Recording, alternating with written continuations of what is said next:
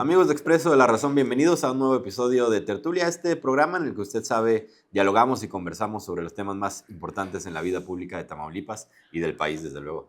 Empiezo por presentar a mis compañeros. Mario Flores, bienvenido, Mario. Miguel, Pedro, gente que nos ve, un gustazo por estar aquí. Pero Alfonso García. Pues seguimos sin fallarle. Sí, Firmes junto al pueblo. Oigan, una semana otra vez movida, sobre todo al interior de la Cuarta Transformación, particularmente en Morena. Ha habido una sacudida importante, diría yo, propiciada desde luego por la presidenta Claudia Sheinbaum, que también ha derivado en ciertos factores que me parece que vale la pena resaltar.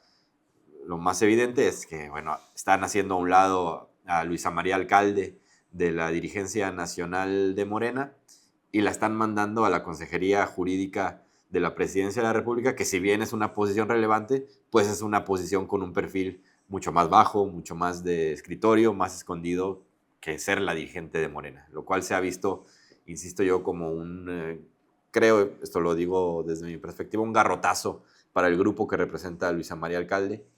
Muy llamativa también la reacción de Luisa María Alcalde, que ante la invitación, entre comillas, de la presidenta, pues respondió con un lo voy a pensar, lo voy a checar. Algo muy poco usual en este sistema presidencialista mexicano, en los usos y costumbres nacionales. Pero me parece que una vez más, y disculpen que seamos un poco repetitivos, refleja pues la grieta interna cada vez más evidente que hay al interior de Morena. No sé cómo lo vas a tomar. No, definitivamente, Miguel.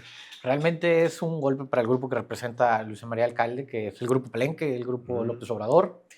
Pero, pues bueno, López Obrador ya gobernó.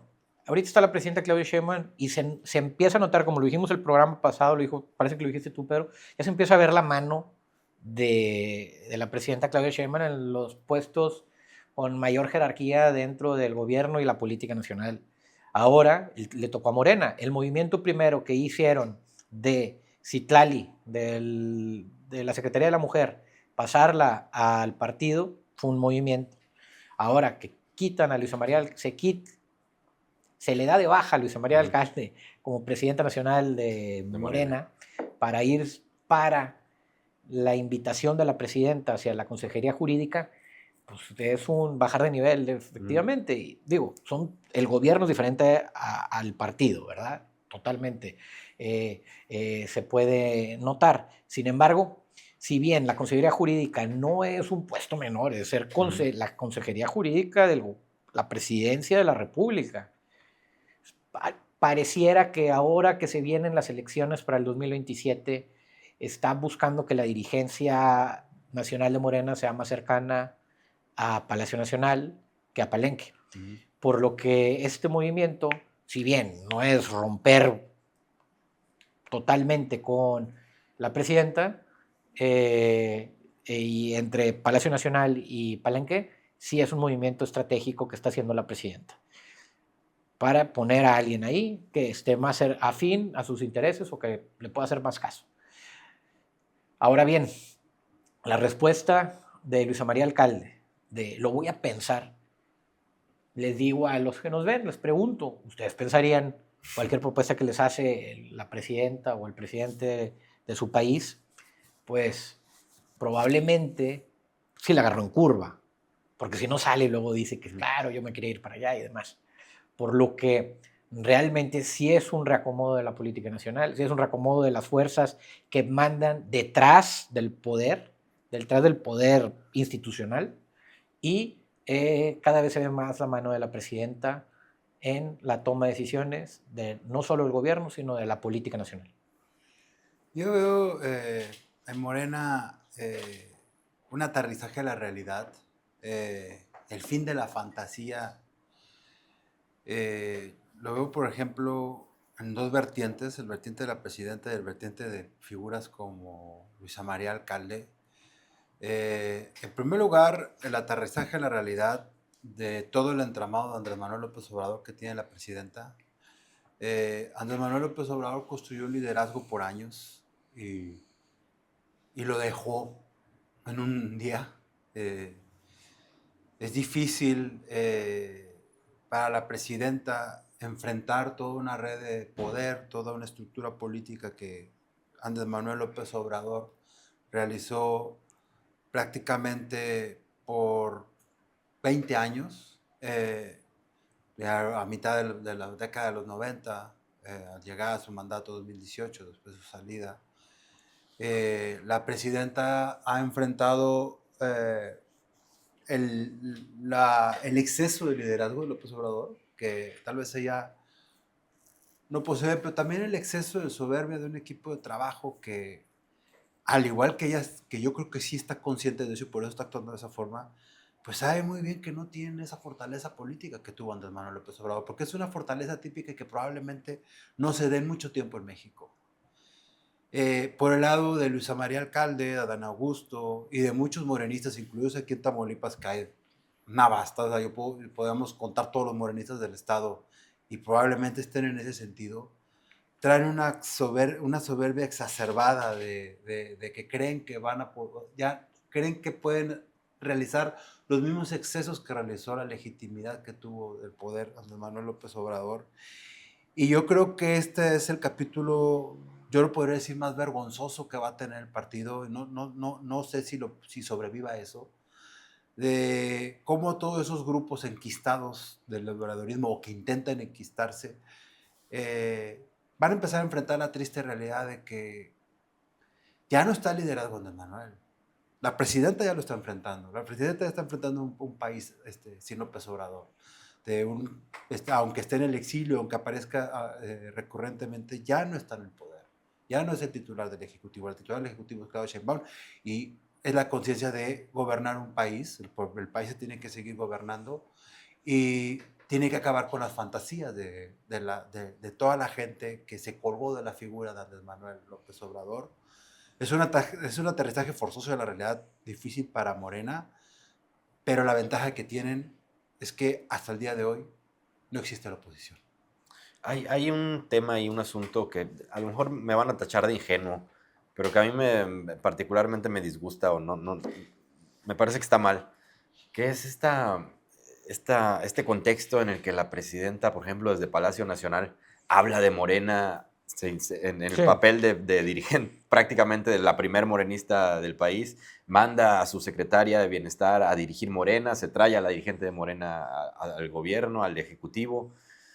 Recuerda un poco a las peores épocas del PRI, es decir, al partido de Estado, a la hegemonía absoluta tricolor, y le da mucha munición pues a quienes decían o dicen desde hace algún tiempo que estamos viviendo un retroceso democrático. ¿Cómo lo ven ustedes? No, definitivamente. Human Rights Watch ya ha bajado a México muchos escalones en el nivel de acceso a la democracia. Miren, aquí el tema es, desde mi punto de vista, es que gobierna el partido en el gobierno, no las instituciones gubernamentales. Por eso hacen estos cambios y se ven tan del burdos. Día a día, tan burdos. Puedo cambiar a la dirigente de Morena a mi consejería jurídica, la secretaria de la mujer se va a hacer movimientos en Morena y así está. Un presidente en el sistema democrático y republicano de división de poderes es un poder de tres. No está por encima de los otros del poder legislativo y judicial ni por debajo. Simplemente es el sistema de pesos y contrapesos. El contrapeso del poder ejecutivo debiese ser el poder legislativo y judicial. Y así el poder judicial, sus contrapesos, se coordinan, pero también se relacionan con los contrapesos, haciéndoles contrapesos para que nadie pueda tener todo el poder una sola persona. Entonces, a mi punto de vista, que no haya un presidente como lo fue López Obrador, un caudillo tan popular con el pueblo, hasta es bueno en un sentido institucional en el país. López Obrador fue presidente de un movimiento. Primero fue dirigente de un movimiento y luego fue presidente de un movimiento. ¿Qué quiero decir? Funda Morena, que es un movimiento. Fue dirigente de ese movimiento. En 2018 que llega a la presidencia y gobierna como presidente de un movimiento que lo llevó al poder. Por lo que ahora el trabajo de la presidenta Claudia y para el futuro en Morena debiese ser que ese movimiento institucionalizarlo, que la fuerza Sí. no esté en la persona, Ujú. sino en el gobierno. Vemos lo que pasa en Estados Unidos y hasta aterra, que Trump toma decisiones a diestra y siniestra, firma órdenes ejecutivas. Por ejemplo, lo que pasa ahorita en Irán, en la guerra en el estrecho de Hormuz, realmente no es guerra, porque jurídicamente no le puede llamar guerra a Trump. Digo, Trump se pasa las reglas por donde quiera, pero es una operación militar, Sí. porque para ser guerra tiene que estar autorizado por el Congreso. No está autorizado por el Congreso en Estados Unidos. Entonces, lo que está haciendo en Medio Oriente ahorita Estados Unidos se llaman operaciones militares.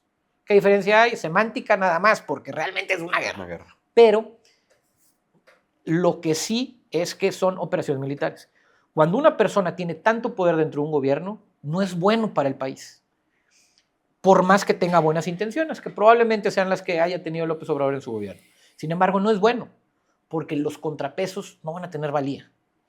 El trabajo de la presidenta Claudia tiene que ser, sin duda, institucionalizar Morena, quitarlo, hacerlo partido, y que el gobierno trabaje como gobierno, con sus instituciones, que las instituciones gubernamentales puedan meter a la cárcel a cualquier político de su propio partido. No lo pueden hacer porque no tienen la fuerza necesaria. ¿Quién puede ahorita hacer algo contra Dan Augusto? ¿Qué institución? ¿La Fiscalía puede trabajar contra Dan Augusto? Difícilmente. ¿La auditoría puede revisar el tema del huachicol fiscal? ¿El SAT? ¿Se pueden meter a tumbar a todos los políticos de Morena que están involucrados? Pues claro que no. ¿Por qué? Porque el partido sigue gobernando, es un movimiento gobernando.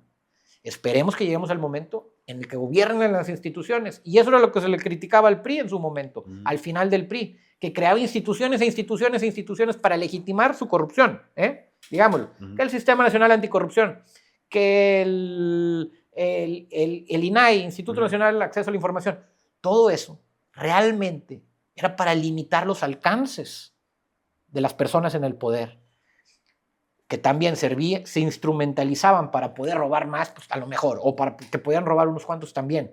Sin embargo, sí servía para un contrapeso a cierto nivel. Yo estoy totalmente de acuerdo que existe un INAI, y ahorita que lo desmanteló Morena, realmente está mal.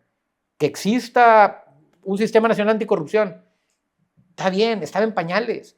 El INE se fundó en 1992, 1994, por esas fechas. Tiene poco el INE en que se fundó. Antes la Secretaría de Gobernación era ¿quién organizaba las elecciones?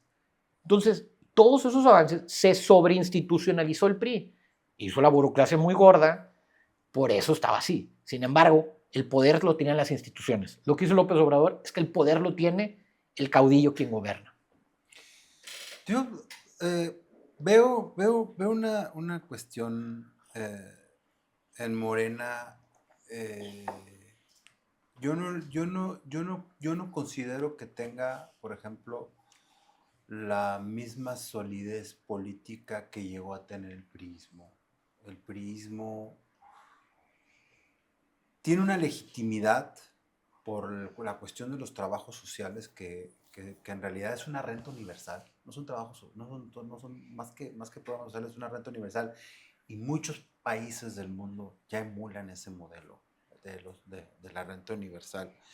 Yo creo que esa es la principal fortaleza de Morena, pero no veo una organización institucional como la que tenía el priismo. A ver, el priismo aglutinaba sectores obreros, el priismo aglutinaba sectores agropecuarios, el priismo aglutinaba los consejos patronales, el priismo aglutinaba a los sectores, otros sectores del comercio, sectores del privado. No veo en Morena esa capacidad, no veo en Morena ese margen de acción. Tiene un poder de convocatoria fuerte por los programas sociales y probablemente tenga un poco de legitimidad económica por los grupos económicos que han emanado, pero que actualmente ya los están persiguiendo por las actividades a las que recurrieron veo también que gran parte de su estructura aún de oligarcas, de grupos de poder fuertes, en su mayoría son relacionados al priismo de los 90, al priismo salinista, al priismo de Enrique Peña Nieto. No les veo fuerza propia. A ver, hablemos de Dan Augusto. Dan Augusto, todo el grupo económico que lo está respaldando es priista. Revisen las empresas, por ejemplo, de algunas obras, y son conglomerados de gran calado, incluso empresas internacionales operando en México, pero aterrizan en apellidos de una oligarquía priista. Entonces yo a Morena no le veo ese suelo firme para que pueda continuar con la estructura que intenta, y creo que el remedio de la presidenta, que va muy a contracorriente del pensamiento obradorista de la ciudadanización de la vida institucional mexicana, creo que es un remedio que puede hacer que la 4T sobreviva, pero ya no, como por eso soy muy enfático en eso, como la trató de legitimar Andrés Manuel López Obrador. Ya no va a existir eso, y probablemente Morena, como tú lo acabas de mencionar, Mario, va a tener que recurrir mucho al lobbying, por lo que tú mencionaste, que no cuenta con la suficiente fuerza para poder implementar muchos de sus proyectos, y creo que es la siguiente fase que vamos a ver en los próximos meses. Permíteme extender el comentario. Totalmente de acuerdo ahí, Pedro. Ahora, hay algo bien grave que veo que empieza a pasar. Definitivamente, todos los políticos actuales en el poder, o la mayoría de los de Morena, fueron priistas algún día. ¿Por qué el PRI tenía que crear instituciones tras instituciones tras instituciones para regular la corrupción? Porque se servían con la cuchara más grande que existe. Ahora imagínate, son las mismas personas, ¿eh? Todos los que ahorita están ahí, todos alguna vez estuvieron en el PRI, o la mayoría, arriba del 90%. Las mismas personas en los mismos puestos de poder, a lo mejor un poquito más en mejores puestos de poder o en otros, pero esas mismas personas que ya estaban en la política desde antes, ahora están en la política con el siglado de Morena, pero les empiezan a quitar todas las instituciones que frenaban tantito la corrupción. Entonces, ¿qué está pasando y qué va a pasar? Pues, obviamente, huachicol fiscal. Obviamente, moches más grandes. Obviamente, más desfalco. Porque son las mismas personas, pero sin la fuerza institucional que antes había, que tampoco era lo mejor. Tampoco quiero alabar las instituciones del PRI, porque claro que no, eran extremadamente corruptas también, pero en cierta parte limitaban. Son las mismas personas sin esas instituciones. Hay otra arista en este tema de Morena y de la sacudida que le están dando a la dirigencia nacional, que es su relación con el Partido Verde, sobre todo, con el Partido del Trabajo también, pero creo yo que particularmente con el Partido Verde. Se insiste en que la llegada de Citlali, sobre todo al Consejo de Morena, apuntaría a restablecer la relación que se había fracturado con el Partido Verde. Ella incluso lo ha dicho, ha insinuado que, por ejemplo, en el caso de San Luis, pues no se van a pelear, prácticamente le están entregando el Estado al Partido Verde, a la esposa, al gobernador y a su esposa, que va a ser seguramente la candidata y seguramente va a ganar la gubernatura. Y me parece que es algo interesante para traerlo a Tamaulipas, porque Tamaulipas es uno de los estados que, si bien todavía no tiene una presencia importante en las instituciones, es decir, no hay alcaldes del Verde, etcétera, sí hay una presencia operativa, política importante del Partido Verde. No sé si me atrevería yo a decir que el 28 podría ser uno de los estados que se pinten de verde, que le entreguen la candidatura a ese partido, pero sí creo que hay focos, ahora sí que verdes, en el territorio estatal. Pienso en Reynosa, pienso en mismo Victoria, donde el verde puede fortalecerse, ¿no? Con todo lo que eso implica. En disminución de territorio para Morena, para el grupo en el poder, y de aumento de fuerza para un grupo que tampoco es que se caracteriza por ser demasiado democrático. quienes actualmente representan al Partido Verde en Tamaulipas. No, definitivamente, Miguel. A ver, todo lo que venga en la política nacional para las elecciones del 27, las elecciones del 28, las del 30 y sucesivamente en cada elección, pues va a haber diferentes tipos de alianzas, va a haber diferentes tipos de movimiento en el poder, definitivamente. Ahora, tengo entendido, la otra vez vi la nota, que en el 27 parece que va a haber hasta 10 partidos a lo mejor Puede ser. compitiendo. La máxima cantidad de partidos que ha habido compitiendo en una elección han sido 11. Parece que puede llegar, de acuerdo al INE, si les da el registro a varios partidos, parece que puede llegar a 10. Ahora, primera elección, de acuerdo a la ley electoral, no pueden ir en alianza los nuevos partidos. Es el de México, el de Costa Naranjo y demás. Tienen que ir solos. No pueden ir con el PAN, no pueden ir con el PRI. Los nuevos que vaya a crear satélites de Morena tampoco pueden ir solos. Sin embargo, los alcances de partidos como el Verde y el PT y cualquier tipo de satélite va a ser bien interesante después de el 27, que estos nuevos partidos vayan solos, tienen que sacar arriba del 3% para no perder el registro y poder competir el siguiente en el 28 o en el 29 o en el 30, en cualquier momento que haya elecciones, para poder competir en alianzas. Son partidos satélites, todos lo sabemos. Entonces, para en el 30, que es lo que le importa a Morena, ganar la presidencia de la República, para en el 30, que es lo que le importa a Morena, ganar la mayoría calificada en ambas cámaras, a lo mejor ya no ocupan tanto al Verde ni al PT, porque a lo mejor estos partidos ya se consolidan y ya pueden sacar desde sus ecuaciones, desde su numerología, desde sus probabilidades, esas 2/3 partes que sacaron en el 24, ya lo pueden empezar a sacar con partidos satélites que ya no sean el PT y el Verde. Entonces, ¿hasta qué punto va a ser cotizado? Ahorita son cotizados porque tienen bajo su mango el poder tener el poder absoluto en el país. Pero a lo mejor el día de mañana ya no tanto. Entonces, la soberbia de estos partidos tiene que ser medida de acuerdo a cómo se vaya siguiendo actuando en la política nacional en el futuro. Yo veo en el Verde un caso muy interesante aquí en Tamaulipas sobre cómo fue la estrategia de Andrés Manuel López Obrador para realizar un cambio tan repentino de alternancia política que, o sea, es evidente que Cabeza de Vaca cometió muchos excesos, que su familia cometió muchos excesos, pero en lo político el hecho de que inicialmente se excediera, porque fue un exceso, la realidad fue un exceso, no sé cuál sea su situación legal actual, pero el exceso que cometió con Eugenio, de haberlo metido a la cárcel,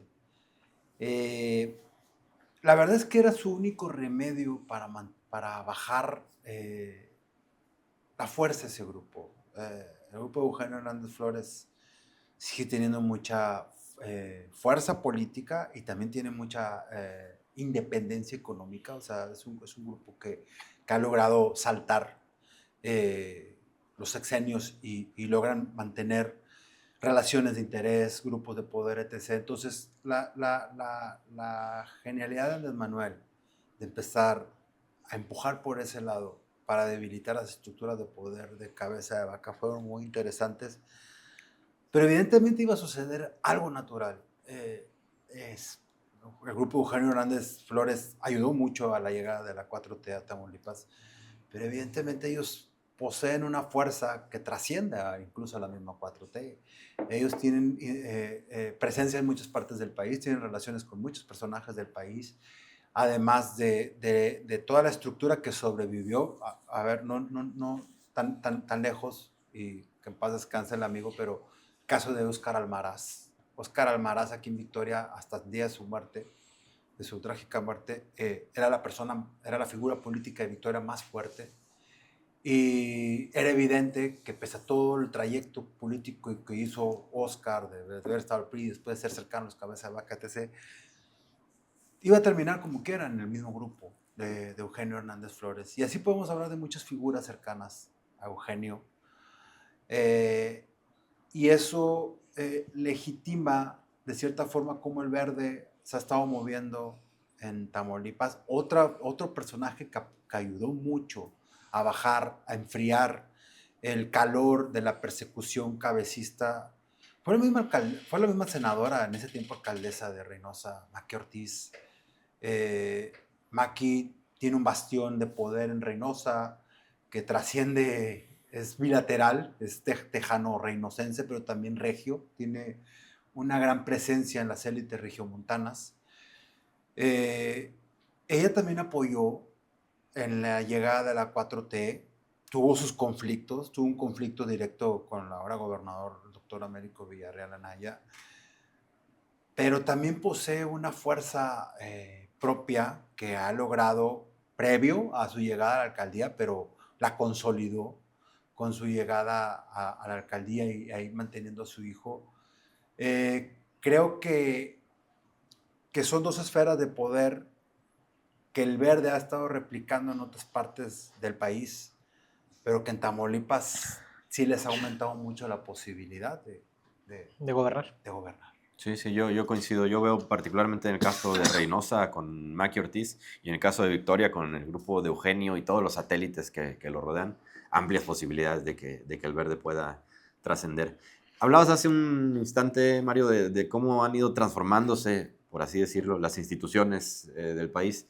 Hay ahora mismo un intento de la cuarta transformación del oficialismo de meterle el bisturí otra vez al tema judicial. Están presentando una reforma judicial que básicamente intenta corregir los evidentes errores que contiene la original reforma judicial que derivó en la elección y en un montón de jueces que tenemos ahora que están demostrando una bajísima capacidad para impartir justicia. Si usted se mete a TikTok o a Instagram o a cualquier red social, se va a encontrar con videos y videos de jueces y magistrados de todo el país. La verdad es que hay que decirlo como es, haciendo el ridículo en sesiones que son públicas ahora y que son transmitidas. Me parece que en Morena ya detectaron esto, que no puede continuar así, y están tratando de remediarlo. ¿Será suficiente con eso? No, definitivamente no, Miguel. Yo creo que el peor error de Morena este sexenio, bueno, este tiempo que ha gobernado 7, 8, 9 años, desde el 2018 a la fecha, ha sido la reforma judicial. Si bien el Poder Judicial no ejercía justicia de manera eficaz, expedita y de la mejor manera posible, funcionaba. De cierta manera, ahí, para bien o para mal, trabajaba.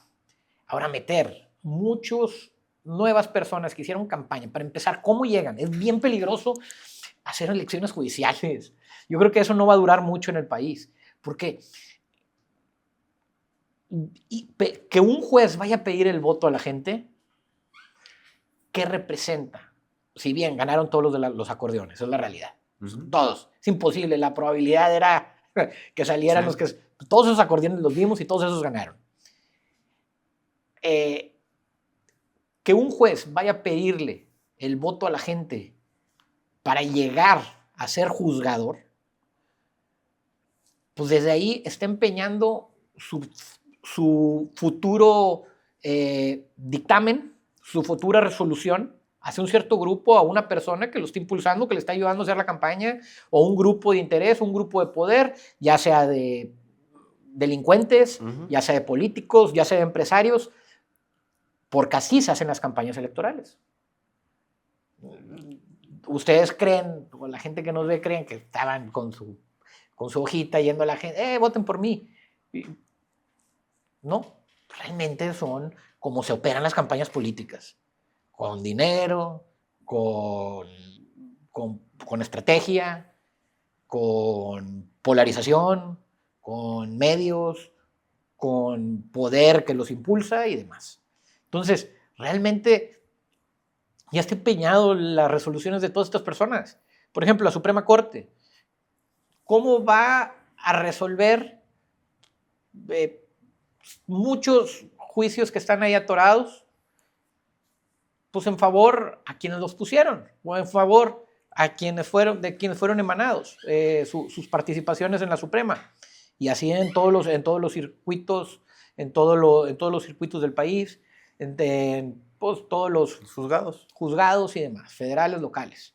Entonces, realmente yo creo que es el peor error. Si bien, a lo mejor los programas sociales, esto, lo otro, ya es tema debatible si te gusta o no una postura del gobierno actual. Pero el Poder Judicial, desde mi punto de vista, es lo peor que ha podido hacer Morena. Yo creo que este fenómeno que se ha dado a nivel mundial y México es el claro ejemplo con Andrés Manuel López Obrador, pero ha pasado en muchas partes del mundo. Lo han hecho gobiernos de derecha y lo han hecho gobiernos de izquierda. Había un término en el que constantemente a los que él denomina conservadores señalaban a Andrés Manuel López Obrador en su momento, principalmente en la elección de 2006, que fue en la que más recibió embestidas duras de la oposición. Se le señalaba más allá del mesianismo, del populismo, del caudillismo. Llegó a tener críticas sobre su enfermedad de plebiscitis. Le decían plebiscitis, ese ejercicio democrático que en la década de los 60, de los 70 tuvo mucho auge, pero que ya después fue considerado como un exceso.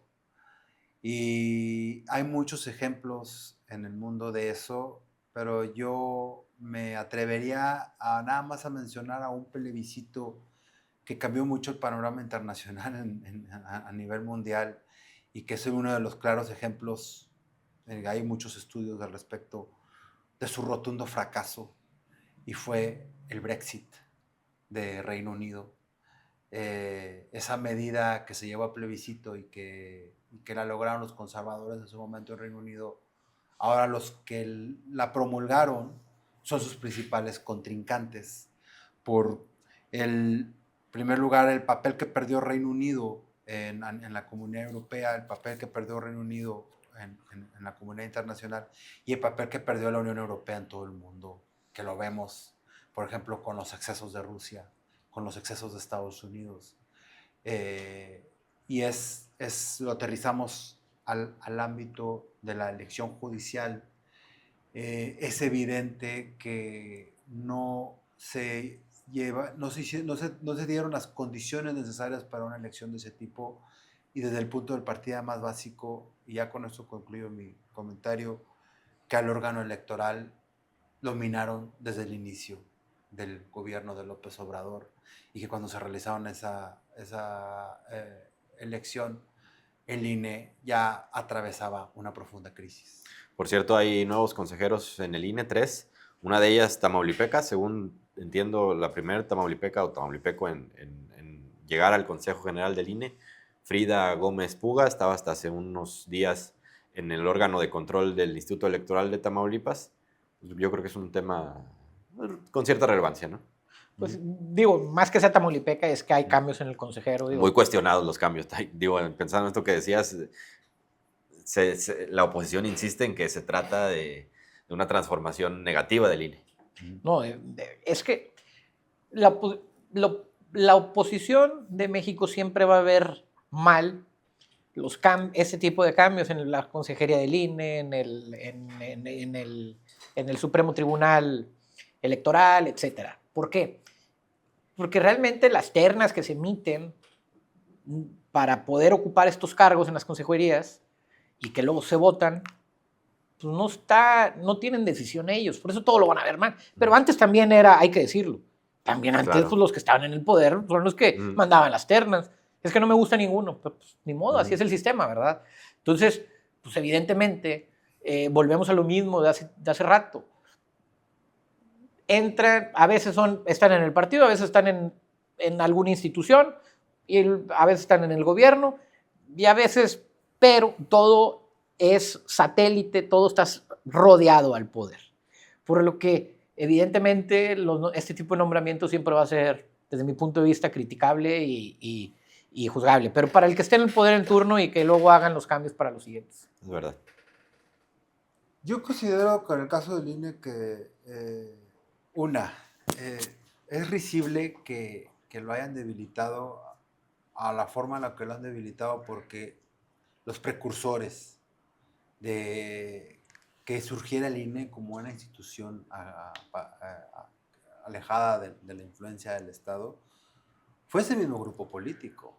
Independientemente que en su momento Andrés Manuel se haya peleado con Cuauhtémoc Cárdenas, eso no quiere decir que en el trayecto de la construcción del INE, IFE en aquel momento, no tuvieron una intervención ellos. Yo creo que el Instituto Nacional Electoral a lo largo de estos años mantuvo una estructura que muy aterrizada y muy realista a la realidad nacional,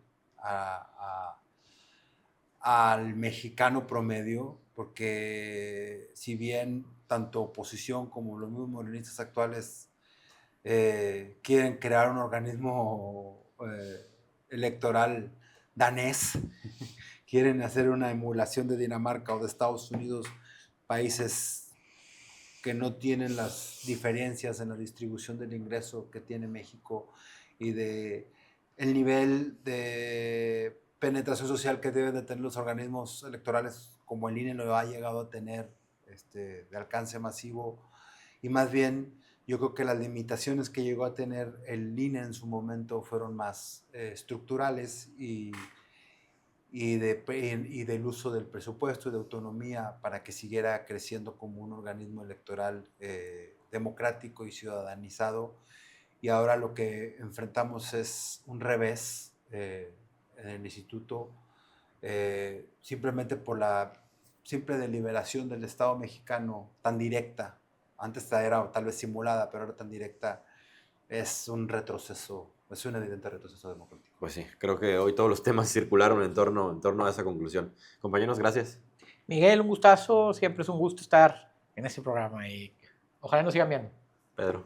Pues muchas gracias y nos vemos en la próxima. Nos vemos pronto. Gracias. Hasta la próxima.